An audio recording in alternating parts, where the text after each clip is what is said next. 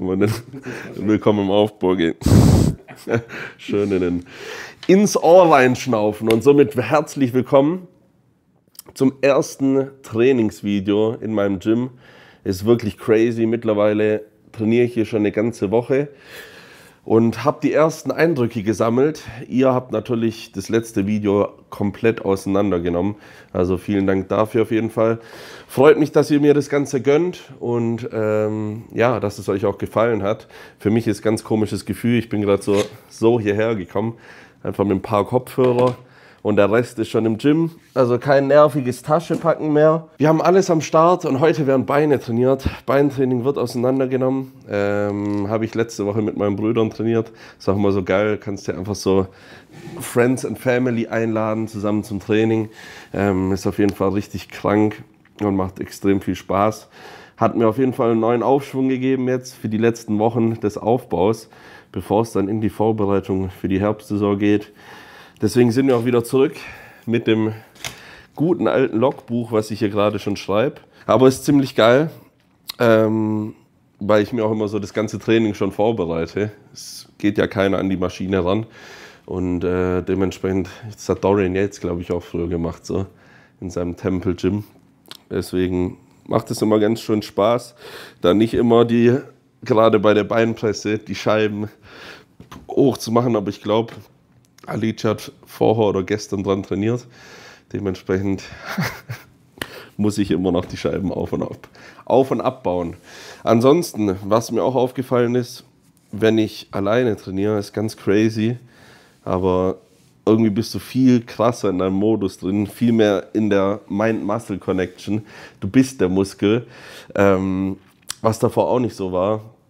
Gerade wenn ich hier irgendwie FitX am Tierpark oder so mal kurz morgens trainiert habe und überall so Leute durchs Bild laufen, fokussierst du gar nicht richtig. Dementsprechend ja, ist das auf jeden Fall auch eine Erfahrung, die ich gemacht habe, die ziemlich geil sein kann. Generell auch die Morgenroutinen hier sind auch mega cool. Drüben das Cardio zu machen, sich dann zu stretchen, dann hier rüber in die Recovery Area zu gehen und die Sauna zu hitten. Und sozusagen alles für den Morgen hier schon abzuhaken, ohne in 5 verschiedene Institutionen zu gehen.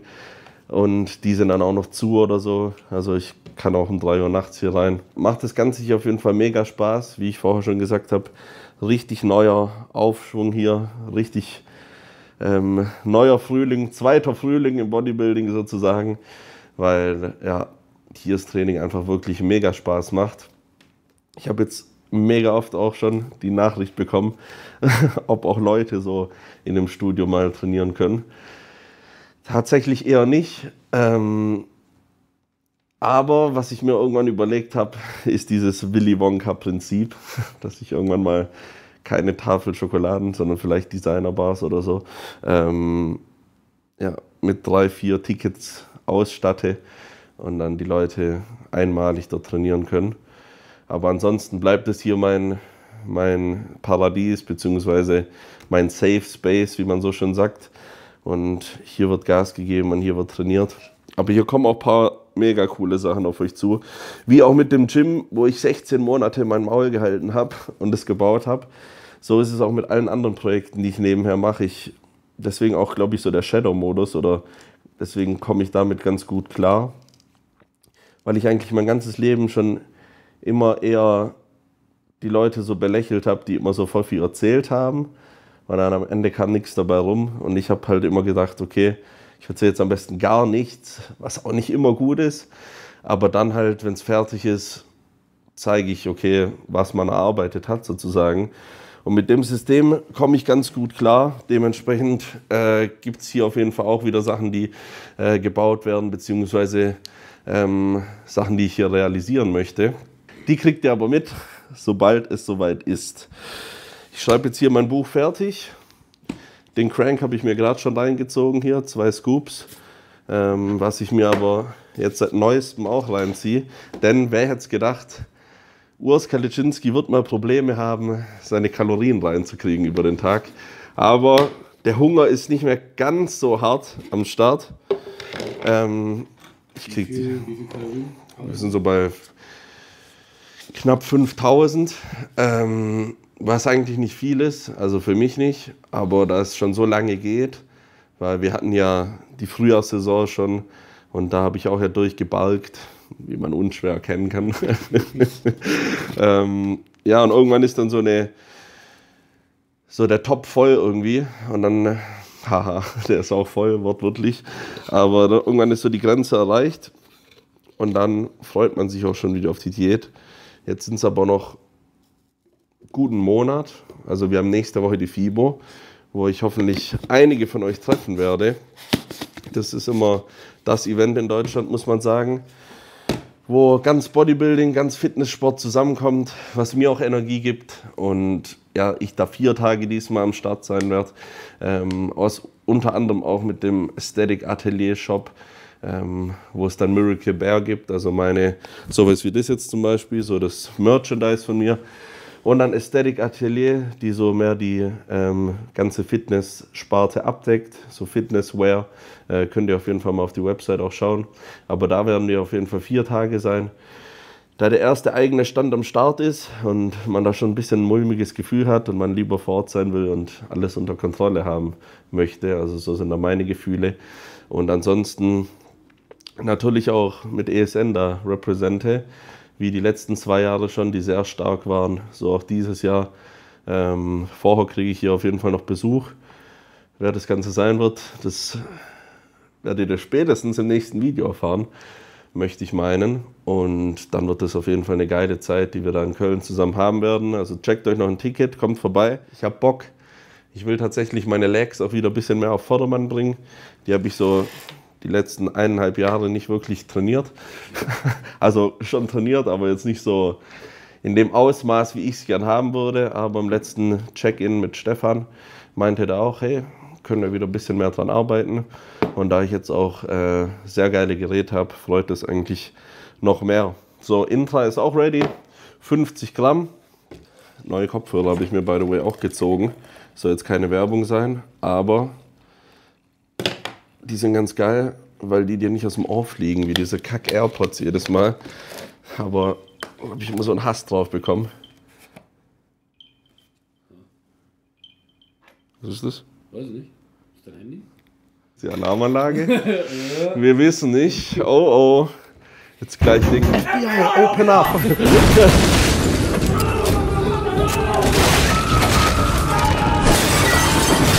Aber wo war ich stehen geblieben? Ah, die AirPods. Die sind scheiße. Die kann ich auf jeden Fall empfehlen. Noise Cancelling des Todes. Also wenn die Mutti euch daheim oder die Freundin... Ich glaube Bose. Okay. Wenn die Mutti euch daheim anschreit, einfach die Dinger drauf und dann spätestens die Backpfeife von hinten einfangen, wenn die ins Zimmer reinkommt. Aber die Dinger sind auf jeden Fall stabil, nerven nicht so arg im Training. Und der Ohrenarzt sagt auch, die sind besser für euch, aber das ist eigentlich egal. Hauptsache der Sound ist gut und die Rammstein-Beats, die klatschen drauf. Und damit kann gut trainiert werden. Yes, ansonsten equipment-technisch hat sich nicht viel verändert. Die Versa Grips fürs Rückentraining. Muss ich gerade auf die von Alice zurückgreifen. Meine sind irgendwo verloren gegangen. Keine Werbung an der Stelle. Wofür ich aber Werbung mache, ist auf jeden Fall fürs Intra. Könnt ihr mit Code Polacco bei esn.com ziehen. Ab Mittwoch dieses Intra, genau. Sour Power, überall eigentlich mein Favorite. Könnt ihr euch ab nächsten Mittwoch ziehen. Da beginnt auch die ESN FIBO-Aktion, ja, wo es Stickrabatt gibt und ein paar Specials auch für die FIBO. Es werde Licht und somit die erste Übung auch. Prime, as always, Adduktor. Und zwar das Geile bei dem ist, hier kann man auch wieder Widerstandsprofil verändern. Und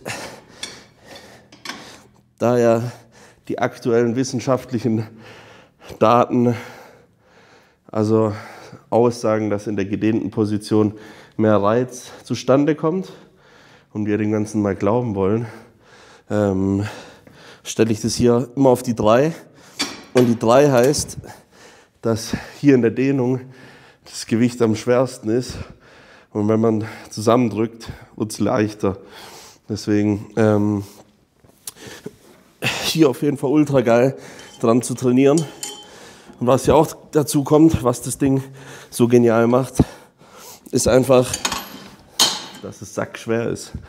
Also ich bin jetzt noch nicht mal ganz bei dem Full-Stack angelangt und das zimmert schon ordentlich rein. Also wenn ich hier mal was dazu hänge, dann ist es echt ja, eine gute Leistung.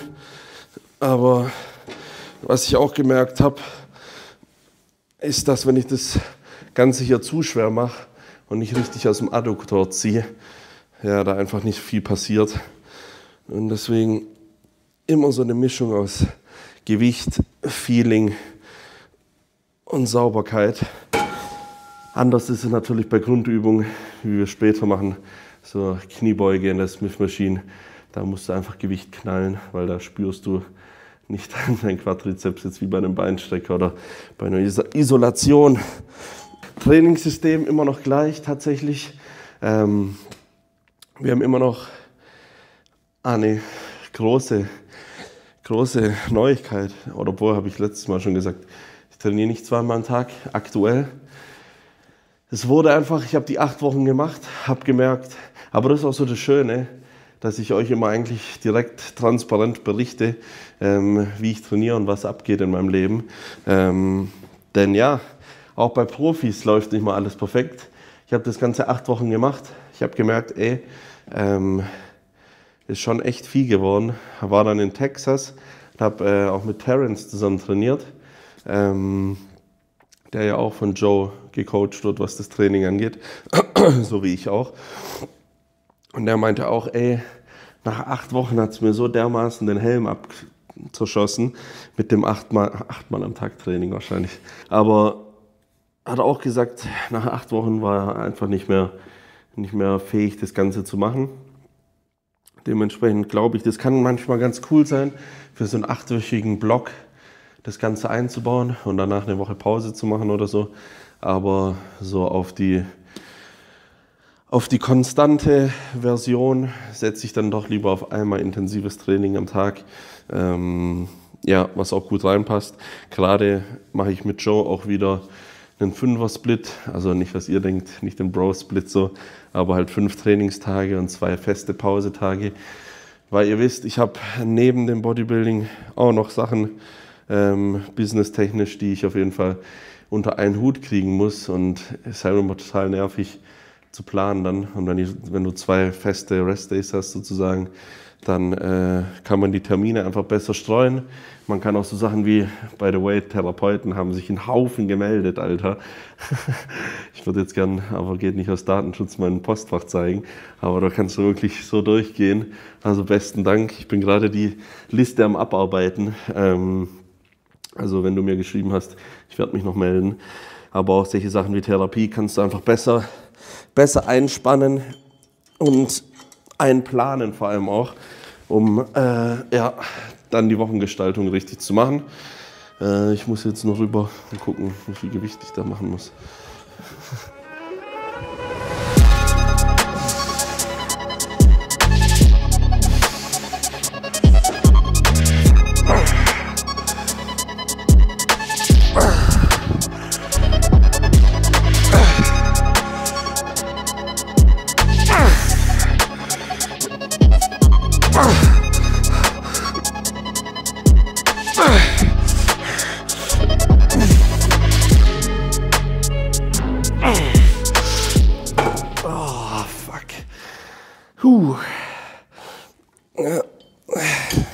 Abartig, Junge. Die Kraft geht gerade so. Ja, der lange Aufbau tut auf jeden Fall gut. Ich sag's euch, wie es ist. Fett sein, beziehungsweise wässrig sein, zahlt sich am Ende aus.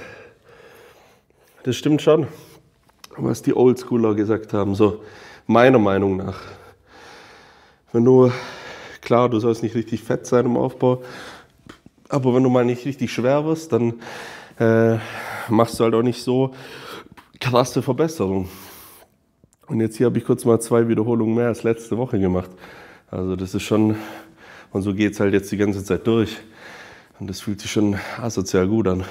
Ich mache hier immer so eine bisschen aktivere Satzpause, indem ich einfach hier schon mal die Cybex voll lade, weil wie ich vorher gesagt habe, Halice hat dran trainiert.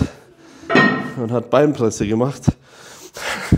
Und ja, noch ist sie noch nicht so stark, aber es macht auch nichts aus, denn was ich gar nicht mag irgendwie in der Satzpause ist einfach so rumhocken, aber ja, aber Satzpause ist extrem wichtig. Deswegen finde ich es eigentlich auch ganz geil, wenn wir immer filmen, weil dann machst du halt wirklich auch länger Pause und bist dann wirklich frisch im nächsten Satz. Weil oft, wenn ich Mucke dann dran habe und in meinem Modus bin, dann denkst du dir, hä, okay, jetzt habe ich 40 Minuten trainiert. Ja, und normal brauchst du so eine Stunde oder Stunde 10 für das Workout. Und das ist dann eigentlich nicht ganz so gut, finde ich. Gerade im Aufbau, wenn du halt wirklich stärker werden willst, dann solltest du schon immer richtig frisch reingehen. Aber es ist eine gute Ablenkung, einfach ein paar Platten draufladen. Wir haben uns auch gerade darüber unterhalten in der Satzpause, was es eigentlich ausmacht, so viele einzelne Geräte zu haben und jetzt nicht auf die Deals von irgendwelchen Gerätenherstellern eingegangen zu sein, die dann das Studio zwar voll ausgestattet hätten und sogar noch ein extra Studio mit, was ich dann für die Öffentlichkeit machen könnte, wo alles von der einen Produktlinie ist, wo wir dann aber auch gesagt haben, hey, eigentlich ist die Happiness das Wichtigste, was ihr haben könnt. Und ohne Scheiß, jetzt jeden Tag auf dem Weg ins Studio freue ich mich auf die Einheit. Und ich glaube, wenn ich nicht die Vielzahl an Geräten hätte, sondern Maschinen von einer Produktlinie, hätte ich eben nicht die Böcke oder die Leidenschaft da so drauf, jeden Tag trainieren zu gehen. Dementsprechend habe ich mich da bewusst dagegen für entschieden. Ja, bin hier absolut happy mit der Einrichtung und mit dem Studio generell. Nächste Übung, liegend Beinbeuger. Auch wieder Prime, wer hätte es gedacht. Hätten wir auch mal ruhig die Scheiße hier sponsern können. Dann wäre ich auf jeden Fall eine halbe Niere weniger los. Das Gerät lohnt sich auf jeden Fall, denn davon stelle ich mir so bildlich vor, wenn ich den mache. Wird der Beuger auf jeden Fall tief fallen. Nächstes Mal auf der Bühne. Dementsprechend mache ich das hier auch immer ganz geil. Ich belade den hier wieder. Der ist jetzt plate-loaded, nicht stack-loaded, so wie der andere. Belade das Ding hier immer, also klar beim Aufwärmen noch normal, aber oben, also in der gedehnten und in der normalen sozusagen, also überall gleiche Spannung, belade ich den immer gleich und dann nehme ich jeden Satz, das kann ich eigentlich gleich mal machen,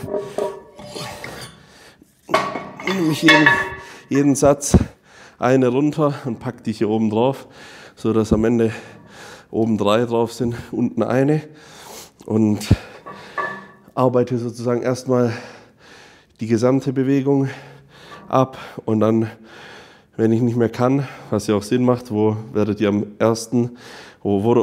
ihr direkt mal weniger Kraft haben, ist in der verkürzten Position, also oben.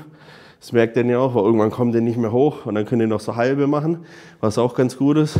Aber das könnt ihr euch hiermit sozusagen schenken, denn ihr könnt einfach euer Muskel austribbeln und oben mehr drauf machen und dann habt ihr schon oben weniger Last und könnt dann noch mehr Wiederholung rausholen. Das ist ganz, ganz eklig, weil das Gerät denkt in dem Sinne ja dann mit. Das nimmt euch auf jeden Fall gut hops, aber ihr könnt so effektiv nochmal 3-4 Wiederholungen mehr rausholen und 3-4 Wiederholungen aufs Jahr gerechnet sind schon ordentlich Reiz. Look, I feel like Kobe 24, you know I had to ice my wrist. I've been ballin' since a young, you know I had to stack my chips. Bending corners, 12 personas, know we had to take the risk. You wanna spot and take a shot, don't give a fuck about no miss. We in the field, but I'm in the end zone, no I can't lie.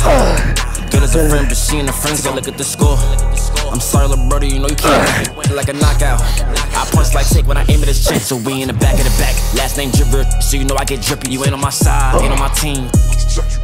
Yeah, I'm running the city. Don't gotta ask if it's with me. Yeah, wenn ihr die Geräte mal irgendwo zur Verfügung habt, probiert die mal aus. Ist echt eine geile Erfahrung. Ansonsten, ja, gibt es schon in ein paar Studios. Das Gym in Österreich zum Beispiel gibt's den ESN Gym, ja, guter Punkt. Aber ansonsten muss ich auch wieder die Kehrtwende nehmen. Ich habe jetzt seit ein paar Wochen so ein Gym zur Verfügung, habe es trotzdem zum Olympia geschafft. Also letztendlich liegt es hieran und nicht an den Geräten.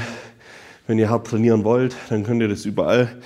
Ob ihr jetzt hier so einen Beinbeuger macht, der vielleicht nochmal 10% rausholt, was schon viel ist, aber die 90%, die könnt ihr auch so erackern. Also ja, glaubt nicht, ihr braucht so Equipment unbedingt, um muskulös zu werden.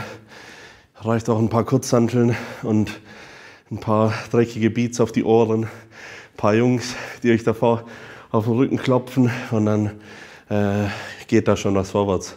Ja, mit wachsender Karriere muss das Ganze dann auch professioneller werden, allein auch um Verletzungen zu vermeiden, ist sowas ganz cool. Dementsprechend ja, bin ich den Schritt gegangen, bereue es auf jeden Fall nicht. Es wird gebeugt, meine Freunde.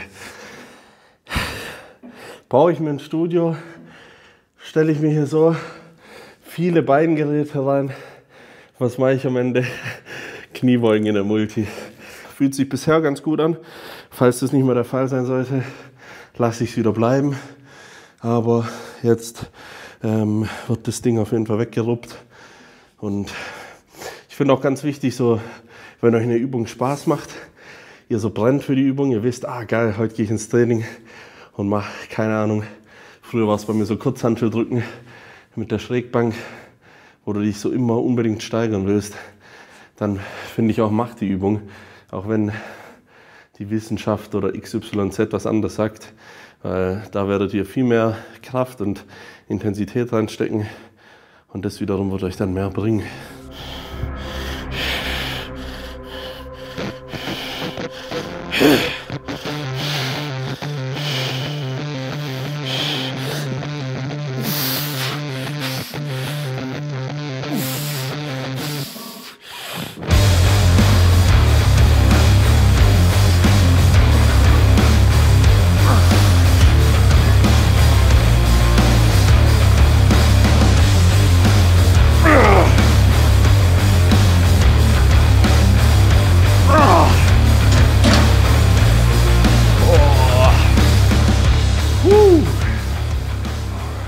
Junge. Bodybuilding ist schon so ein verschickter Sport. Wir haben vorhin auch drüber gequatscht. So, du hast gefühlt 8 bis 10 Wochen im Jahr, wo du so in einem guten Gefühl deines Körpers bist. Sonst bist du entweder viel zu vollgefressen, schwer, träge oder so, du fühlst dich dünn, isst zu wenig, hast Hunger und bist so antriebslos, genau, durch die wenigen Kalorien. Aber ja, es macht es auch irgendwie geil, weil nicht jeder kann das und dementsprechend ja, ist es schon immer so ein Hustle. Aber ich weiß nicht, ich persönlich finde die Diät besser, muss ich ehrlich sagen, weil die Routine, die man da so hat, jetzt mal ganz ehrlich, ich mache schon zwar auch vieles gut im Aufbau, aber da geht immer noch mehr so im Aufbau vom Gefühl her. Aber in der Diät bist du immer so, oder Vorbereitung bist du immer so locked in, was ich nicht das ganze Jahr sein könnte. Also ich mache mein Training, aber ich will dann schon noch ein bisschen Erlebnisse rund ums Bodybuilding haben. Sonst machst du dir die Birne kaputt. Aber irgendwie so diese 16 Wochen Vorbereitungsfokus, die sind schon immer geil. Deswegen mag ich persönlich mehr. Und alle Athleten, Athletinnen, was feiert ihr mehr? Schreibt es mal rein, würde mich interessieren. Ich kann mir kaum vorstellen, dass einer so Aufbau auf ganze Zeit mehr feiert. Außer man muss so wenig essen. Aber egal, jetzt geht es an die Kniebeuge. Ja, so muss es aussehen. Vorm Satz.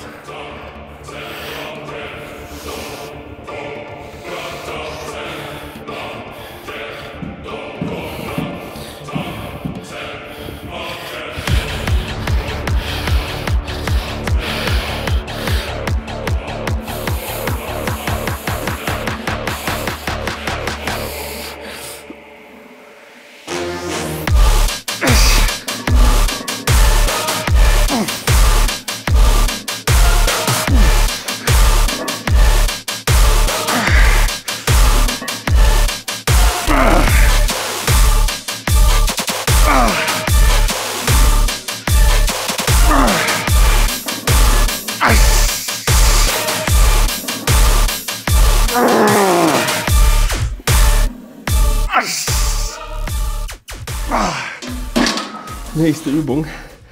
Wir haben die Squat Press von Cybex. Ein richtig geiles Teil.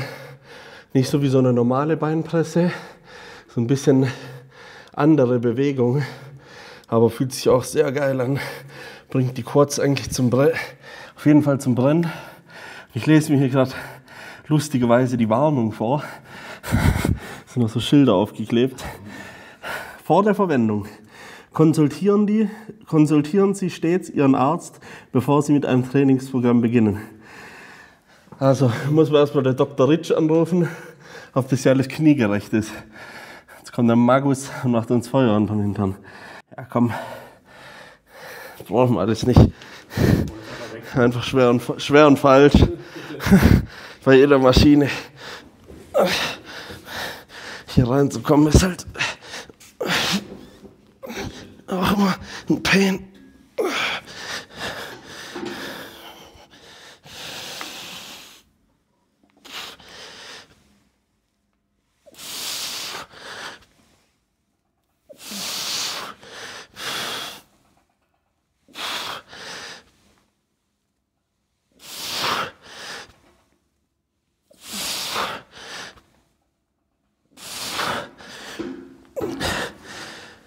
Ja, ich muss unbedingt mehr an meiner Sprunggelenksmobilität arbeiten, denn sobald sich der Rücken, also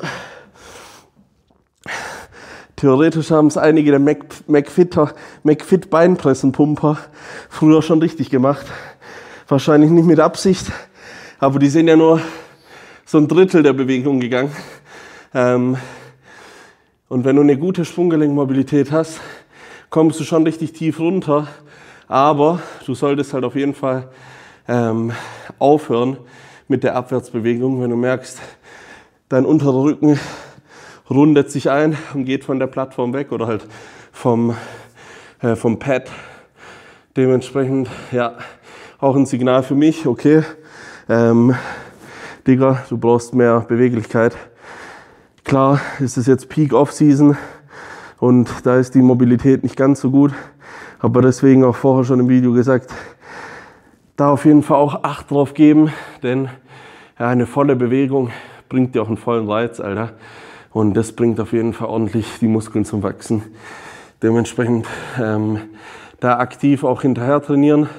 Normalerweise ist ein Krafttraining auch gleichzeitig die beste Dehn- und Mobilitätsübung, die es gibt, wenn man im ganzen Bewegungsablauf trainiert. Was ich hier jetzt aber nicht machen kann, denn da bin ich limitiert. Also, was machen wir? Genau, wir helfen nach, indem wir das separat noch ein bisschen trainieren.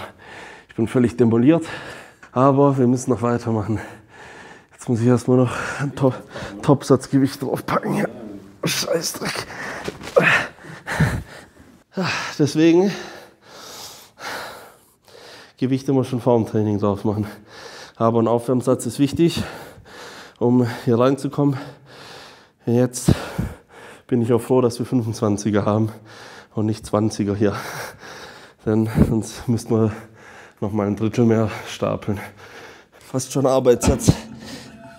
Fast schon Arbeitssatz gewesen. Die Plörre hier drauf zu krachen. Ah, Hilfe.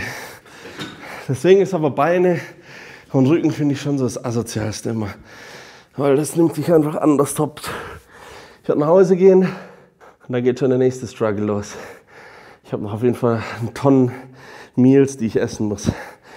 Denn ich bin vorhin eingeschlafen auf der Couch und habe ich habe heute nur gefrühstückt. Fehlt ein Meal und das muss natürlich später wieder rein in den Tank. Der Struggle, aber scheiß drauf. Aber ihr merkt, ich habe die Struggles auch, Freunde.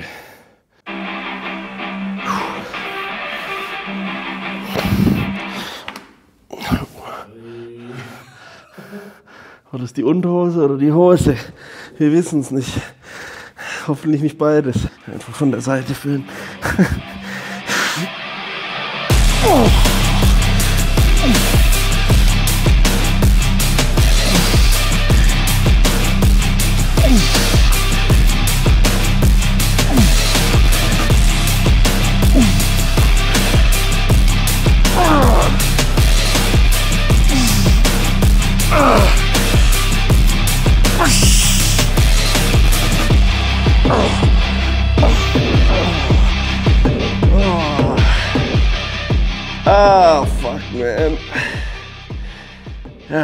Letzte Quadrizepsübung. Und normal mache ich immer den Tunnel of Death da draußen. Das ist ganz lustig. Ich habe einen so langen Gang hier und so einen Sandsack, den ich mir dann Rocky-mäßig über die Schultern lege. Und das habe ich letzte Woche gemacht. Das knallt auch gut rein. Aber hat mir dann gleich jemand geschrieben auf Insta, den Tunnel musst du Tunnel of Death nennen. Und oben, weil ich so eine Story dazu gemacht habe, und oben so ein Schild montieren. Ich glaube, das werde ich auch tun. Aber heute habe ich Bock auf den Strecker hier. Mein einziges Gym 80 Piece hier in dem Laden. Oldschool Beinstrecker, den ich sehr geil finde. Also haben wir uns gedacht, ballern wir den noch schön isoliert. Quadrizeps, fühlt sich sehr gut an. Etwas höherer Wiederholungsbereich. Und dann ist der Quadrizeps auch durch. Ja, hier haben wir Baustelle. Haben wir einfach den Schraubstock da reingezwirbelt. Ich weiß nicht warum, ich glaube, weil der Einhackding auf dem Weg verschollen ist oder so. Aber auf polnische Baustelle weiß man sich immer zurechtzuhelfen. Die jetzt am Ende dann noch eine Büchse Tiski reinstecken.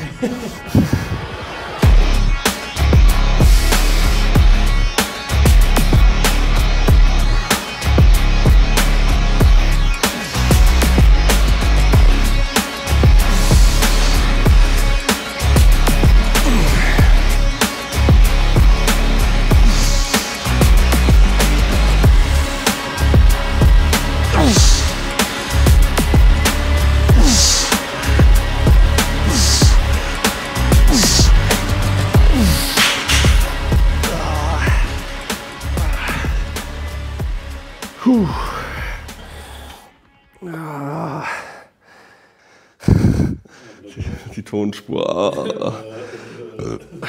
Generell bin ich sehr fit jetzt, muss ich sagen. Diese scheiß Krankheitsperiode haben wir besiegt. War lang genug, ich sag's euch. Also war eigentlich den ganzen Winter so plus minus krank. Ging vielen auch so. Deswegen scheißen wir zusammen drauf und nehmen jetzt wieder auseinander. Aber ich bin auch stolz auf mich, weil ich meinem Körper endlich mal Ruhe gegeben habe. Also nicht irgendwie direkt bei 90, bei 80% wie früher schon ins Training gerannt, sondern komplett ausgeheilt. Unglücklicherweise kam es dann halt ein paar Mal, aber hilft ja alles nichts.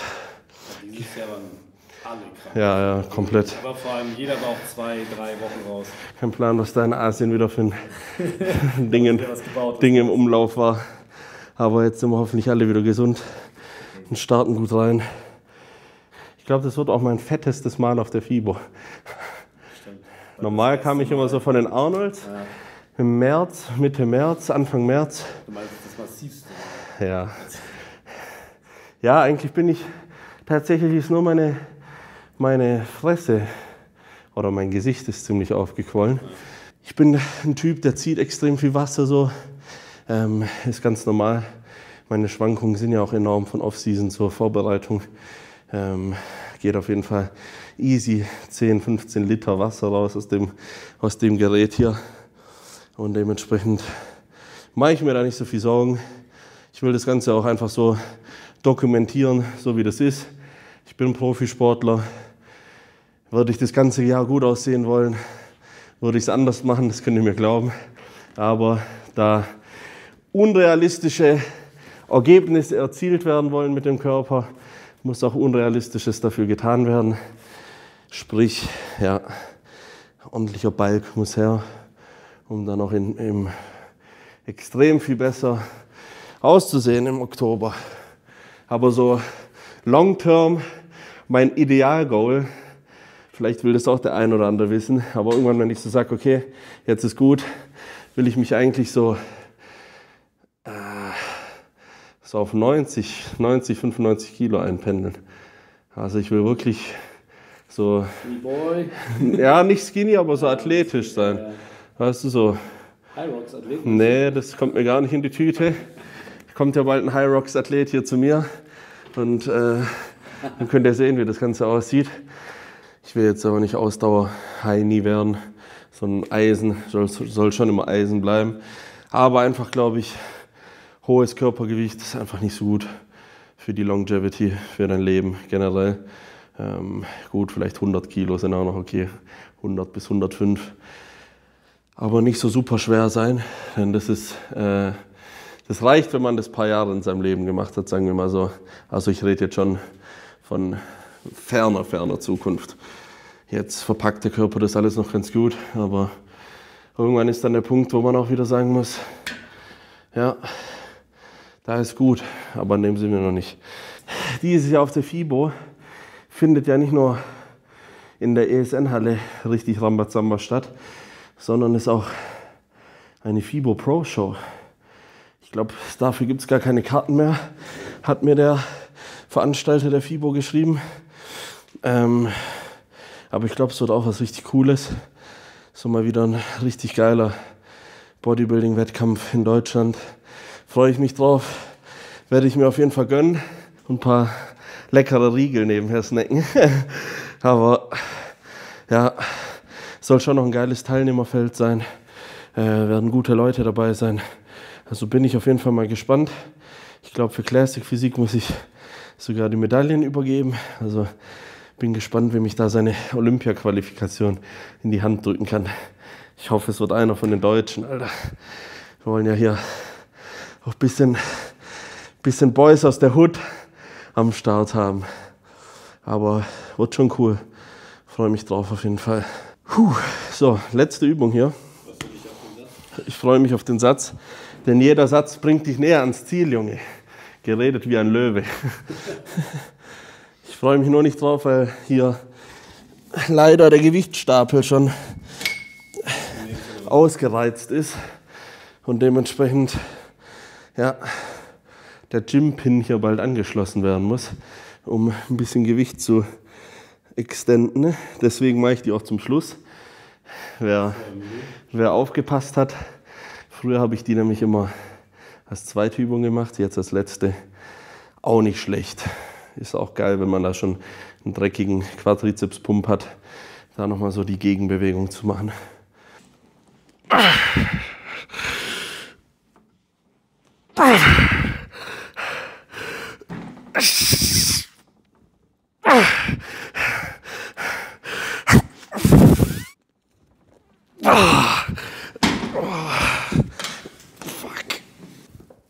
Das war's.